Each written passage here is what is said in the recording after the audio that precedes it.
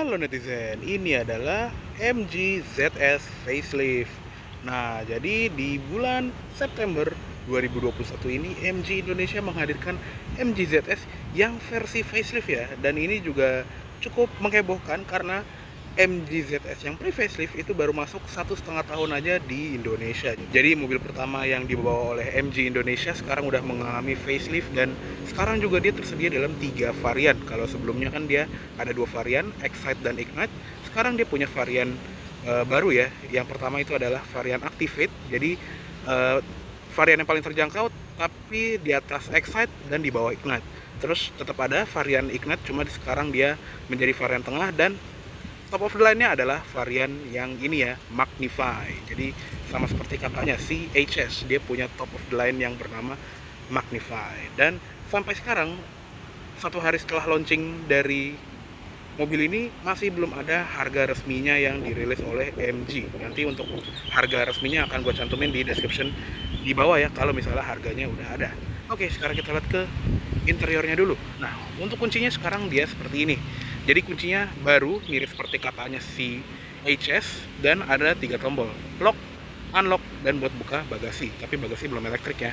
Dan yang kerennya juga sekarang dia sama seperti di varian HS-nya. Jadi sekarang dia punya tombol untuk smart entry. Jadi dia bisa ngunci atau ngebuka tanpa harus pencet dari remote ya. Kalau yang pre-facelift kan kita harus tetap pencet dari remote gitu ya. Kalau sekarang kita cukup tekan tombol yang di handle ini, dia akan membuka atau menutup pintunya secara otomatis. Dan dia juga punya fitur auto folding mirror.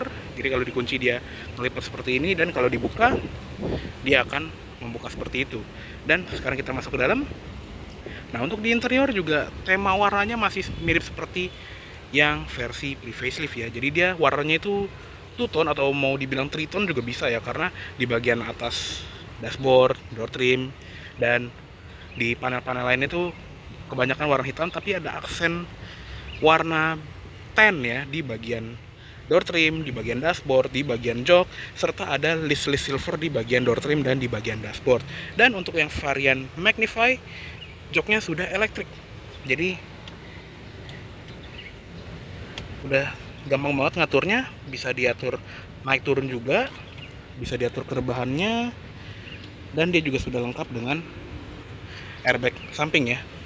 Oke, sekarang kita masuk aja, dan yang kerennya adalah startup dari speedometer barunya. Dan untuk nyalainnya cukup kita kantongin atau kita taruh kuncinya ini di kabin mobil, kita injek rem, dan tekan start stop engine button di sebelah kiri sini untuk menyalakan mesinnya. Ya, seperti itu. Dia punya speedometer baru nih, yang nanti akan gue bahas lebih lanjut ya. Oke, sekarang kita tutup dulu. Oke, sekarang kita sudah berada di dalam interiornya MG ZS facelift. Dan seperti biasa kita akan mulai dari setir. Untuk setir masih sama seperti yang pre-facelift. Dia sudah dilapis kulit, dan dia juga desainnya itu D-shape ya, atau flat bottom, jadi kelihatan lebih sporty. Di pengaturannya dia cuma bisa tilt aja ya, belum bisa teleskopik seperti kakaknya si HS.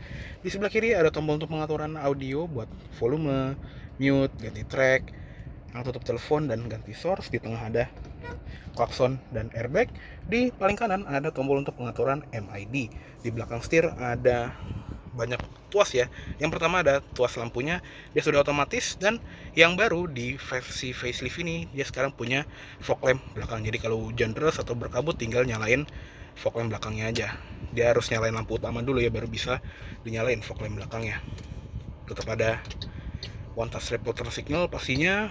Di bagian bawah juga ada cruise control yang khas mobil-mobil MG. Dia modelnya tuh tuas terpisah seperti ini, bukan di setir ya. Untuk nyalainnya tinggal tarik ke belakang, dan kalau misalnya udah mau di set gitu ya, tinggal pencet tombol set di ujungnya, dan nanti kita bisa atur speednya dengan cara menekan tuas ini ke atas atau ke bawah untuk nge-cancel dorong setengah ke belakang, dan untuk ngelanjutin cruise controlnya tinggal tarik ke arah dalam. Untuk matiinnya tinggal dorong full ke arah dashboard.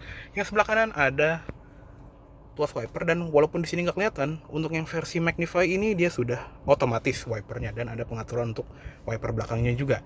Dan sekarang kita lihat ke instrument clusternya yang baru ini ya. Jadi di varian teratas ini dia punya instrument cluster yang sudah LCD display di bagian tengahnya ya, serta di bagian sebelah kirinya dan sebelah kanan itu tachometer sama speedometer itu jadi digital, nggak menggunakan jarum analog lagi ya. Jadi kalau digeber tuh dia seperti itu, jadi dia ada grafik warna merah gitu, dan display dari tachometer sama speedometernya dia berbentuk digital seperti ini ya. Dan di tengahnya kita menemukan layar yang sangat informatif. Di sini ada gambar MG ZS facelift-nya, ada jam digital, kalender, terus ada status central locking ya, misalnya kalau gue kunci.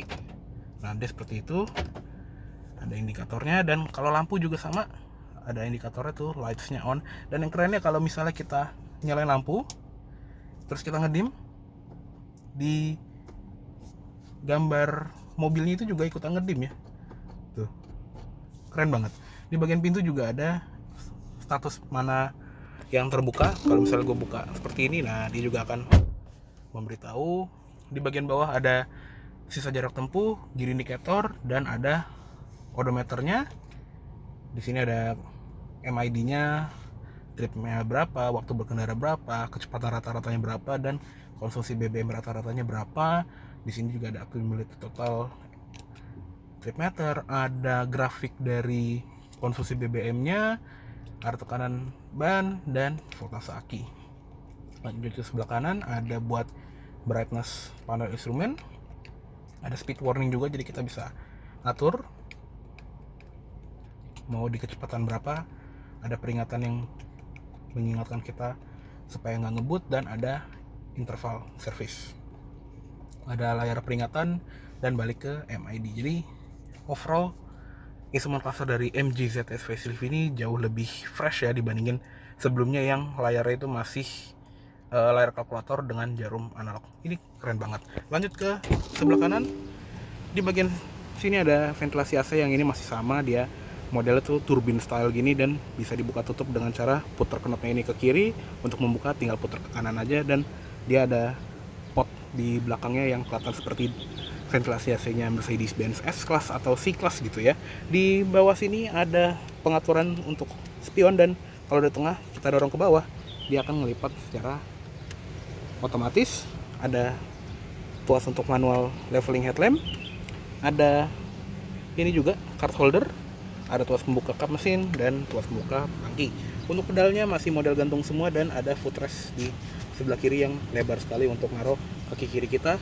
Di door trim ini juga dia plastik keras di bagian atasnya, tapi untuk di bagian yang berwarna tan ini dia panelnya itu empuk-empuk dengan bahan kulit ya. Door handle dia warnanya silver seperti ini. Tadi ada tombol central locking.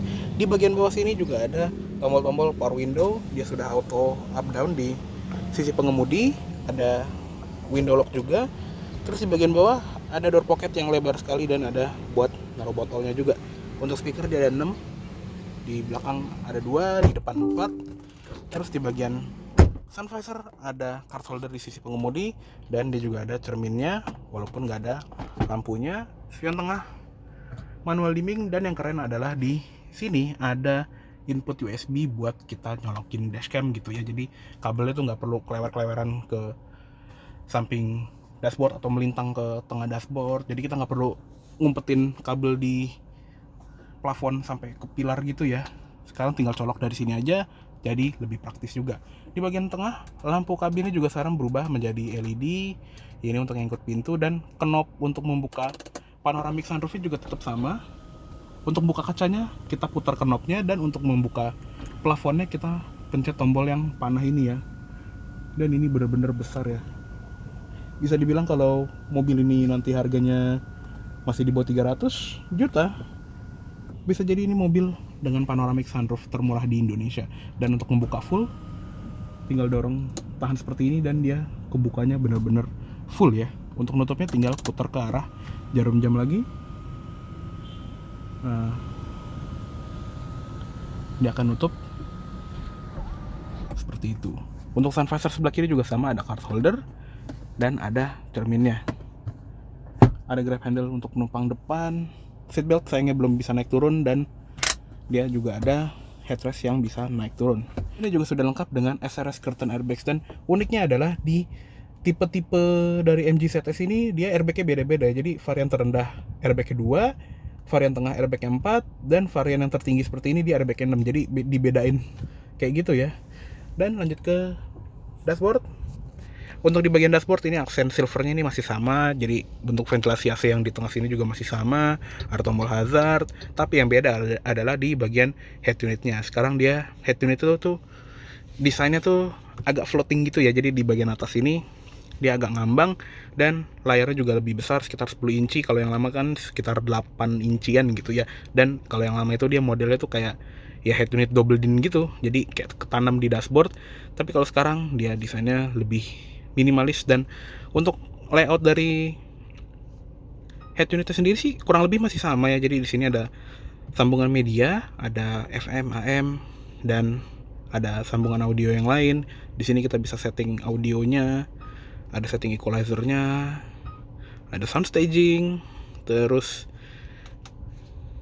di bagian car ini untuk setting mobil, ada follow me home mau dimatiin atau dinyalain, ada find my car.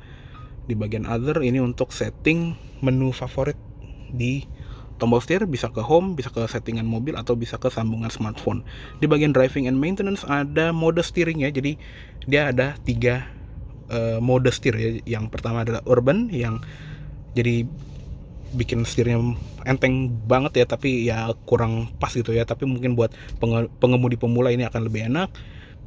Normal, ya normal gitu. Terus di bagian sini ada menu dynamic yang setirnya akan berubah menjadi berat supaya memberikan rasa percaya diri untuk mengemudi di jalan yang kencang gitu ya.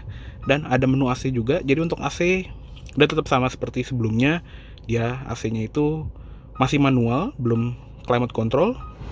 Kita bisa atur fan speed-nya dari sini. Temperatur AC juga bisa diatur dari sini. Dan arah AC-nya bisa diatur dari sini, bisa ke muka, ke kaki doang, ada ke kaki dan defogger depan. Di bagian atas buat on off AC, terus ada on off sistem AC keseluruhannya dan buat sirkulasi udara. Tapi di bagian bawah sini juga ada tombol-tombol buat kayak ngencengin fan speednya juga, dan buat ngatur temperaturnya. Balik ke home lagi, di bagian bawah tadi ada setup buat audio, kalender, Bluetooth, display, sistem. Dan yang baru adalah dia punya 360 degree view. Jadi untuk yang varian Magnify ini sekarang dia punya kamera 360 derajat yang ini bagus sekali ya. Jadi kita bisa lihat tampilan mobil dari atas. Kalau misalnya kita masukin gigi mundur, ada kamera mundurnya juga pastinya. Dan yang kerennya adalah di sensor parkirnya itu dia ada panduan berapa jarak sebelum kita mengenai objek di belakang mobil ya. Ini keren juga. Dan dia juga punya mode dimana kalau kita ngesen nih ya, when indicators are activated at low speed, start the 360 degree view. Jadi kalau misalnya kita ngesen di kecepatan rendah, dia akan menampilkan seperti ini ya. Nah, ini ada kamera kiri kalau gua ngesen kiri, kalau gua ngesen kanan dia akan menampilkan kamera yang ada di kanan. Jadi kayak blind spot view gitulah ya. Ini berguna sekali. Dan oh ya, untuk kamera 360 derajat ini juga punya adaptive guideline. Jadi kalau kita putar setirnya, dia ada panduan yang mengikuti putaran setir baik di kamera depan ataupun di kamera belakang. Keren banget ya. Dan dia juga punya 3D view ya. Jadi kalau kita pencet 3D view, nah dia ada kamera 3 dimensi yang menyerupai mobil-mobil Eropa lainnya kayak Mercedes-Benz atau BMW gitu. Ini keren banget. Oke, dan yang baru juga selain ada Apple CarPlay yang sebelumnya udah ada di versi pre-facelift, sekarang dia punya Android Auto. Jadi nggak kalah sama versi EV dari si MG ZS ya. Nah, di bagian bawah sini juga ada tombol-tombol baru yang fungsinya itu lebih ke shortcut button yang lebih intuitif. Jadi untuk mode home tinggal pencet. Volumenya juga tadi kan knob putar, sekarang dia jadi tombol yang bisa naik ke atas atau ke bawah. Ini buat on off AC, buat defogger depan, defogger belakang. Dan untuk AC juga sama, fan speednya tinggal naikin, temperaturnya juga tinggal naikin atau tinggal turunin aja. Jadi bener-bener simple. Di bagian bawah sini ada tempat penyimpanan terbuka yang ada 2 buah USB, yang satunya buat koneksi ke head unit, ada power outlet 12 volt, dan yang baru adalah transmisinya. Jadi bukan cuma tuasnya aja yang baru, tapi sistem transmisinya diganti segelondong ya. Jadi sekarang dia menggunakan transmisi CVT dengan mode sport. Tinggal masukin ke drive, geser ke kanan, dan dia juga ada mode manual sebanyak 8 percepatan. Jadi niat banget ya, facelift doang sampai ganti transmisi loh si MG ini. Keren banget. Dan tuas transmisi yang baru ini juga sama seperti di kakaknya si HS yang ada emboss logo MG di panel kulit sini. Di belakang sini juga ada tombol untuk hill descent control. Ini juga baru, yang sebelumnya cuma ada di versi HS atau versi ZS yang EV. Dan tombol traction controlnya juga sekarang lebih mudah ya untuk matiinnya. Kalau tadinya di MID, sekarang tinggal pencet di sini aja. Jadi benar-benar praktis kalau misalnya kita mau main off-road gitu ya, supaya nggak kepatar, kita bisa matiin dari situ. Dan ada tombol untuk shortcut ke kamera 360 derajatnya. Dan yang baru juga sekarang dia punya electronic parking brake, yang tadinya kan dia rem tangan manual. Di sini tinggal injek rem terus tekan ke bawah untuk ngelepas, tarik ke atas untuk nyalainnya, dan sepaket juga sudah lengkap dengan auto brake hold. Di bagian tengah sini juga ada cup holder baru, yang kerennya ini ada tulisan New MG ZS, dan ini juga bisa dilepas seperti ini. Tapi bagian belakang ini juga bisa dipasang lagi. Jadi buat naruh minuman yang dalam itu tinggal taruh seperti ini ya. Jadi kalau ini buat minuman kopi yang kecil gitu ya, coffee cup yang kecil. Kalau ini buat naruh botol air mineral gitu. Ini keren banget ya, pinter banget. Dan di belakangnya ada tempat penyimpanan kecil. Untuk center konsol ini juga baru, ukurannya nggak begitu besar tapi oke lah, jadi ada tempat penyimpanan. Dan di atasnya jadi ada pad kulit ini buat naruh tangan. Glove box, soft opening, ukurannya standar. Dan oke, cukup segitu aja untuk di bagian interior depan dari New MG ZS Facelift 2021. Yuk sekarang kita lihat ke kabin belakang. Oke, sekarang kita lihat ke kabin belakangnya dari si MG ZS Facelift ini.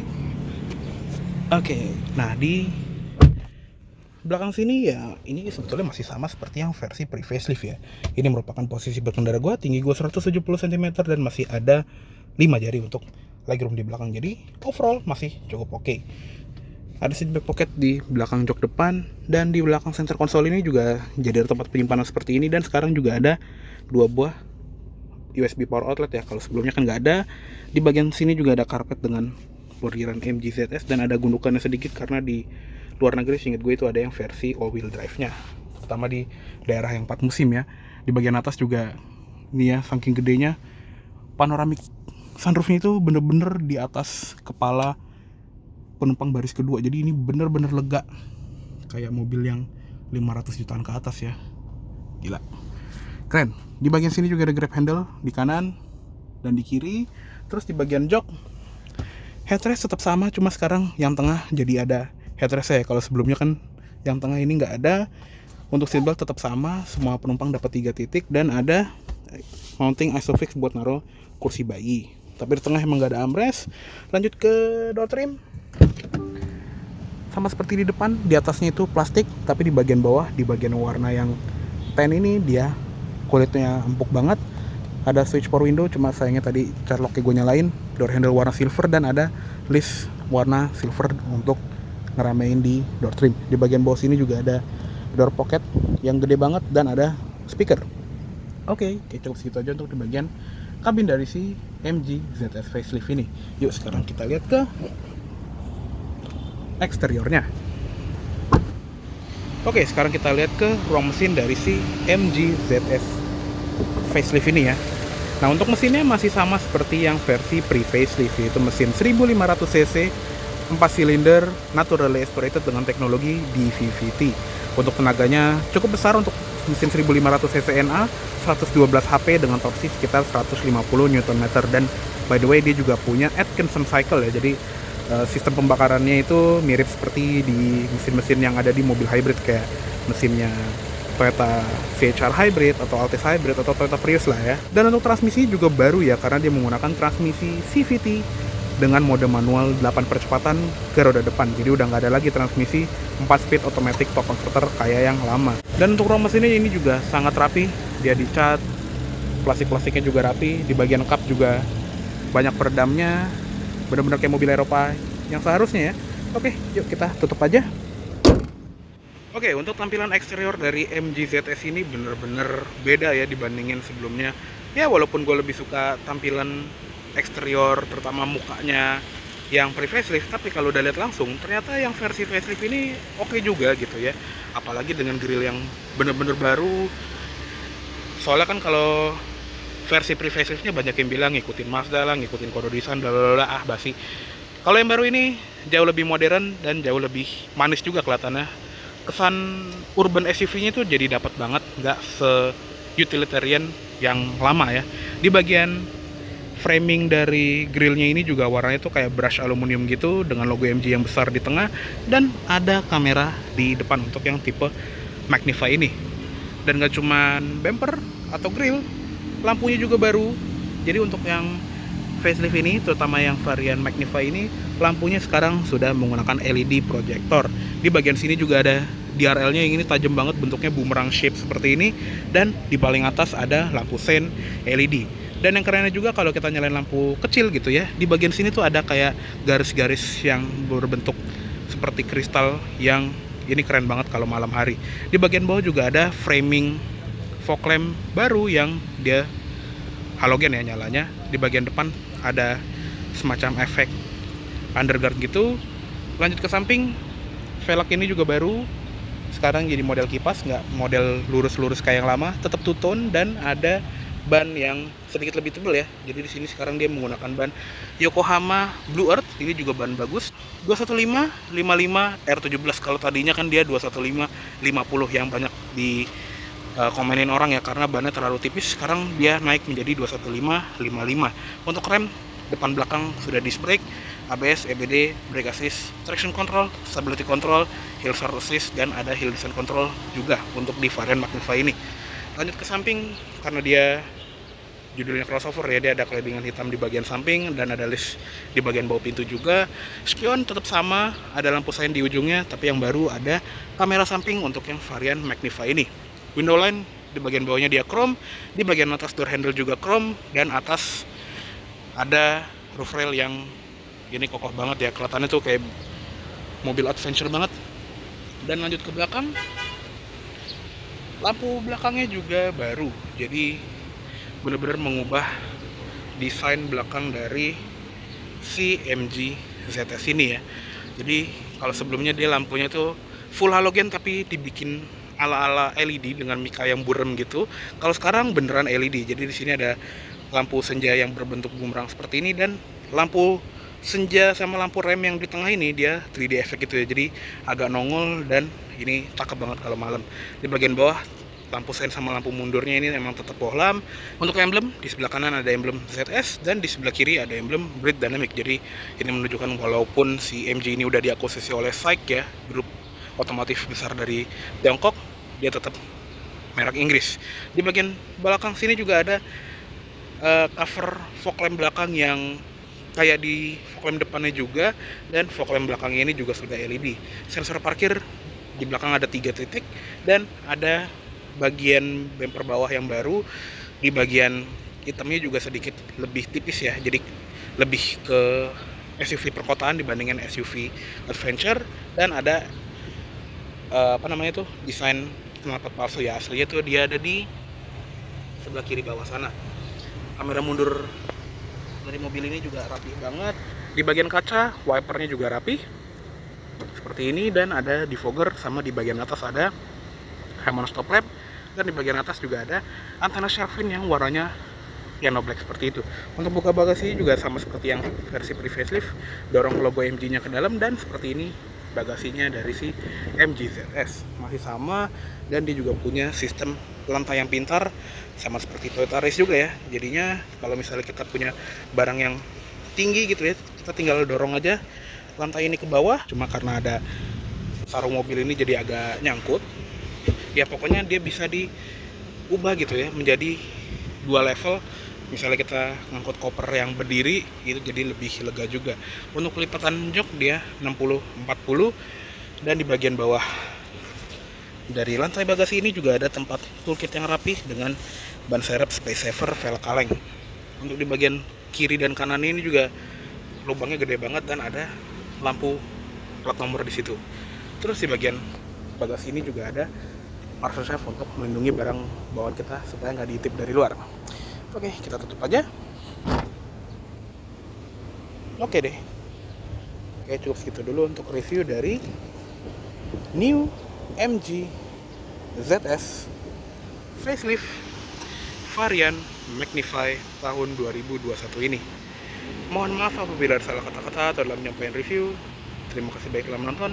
Sampai jumpa di video selanjutnya.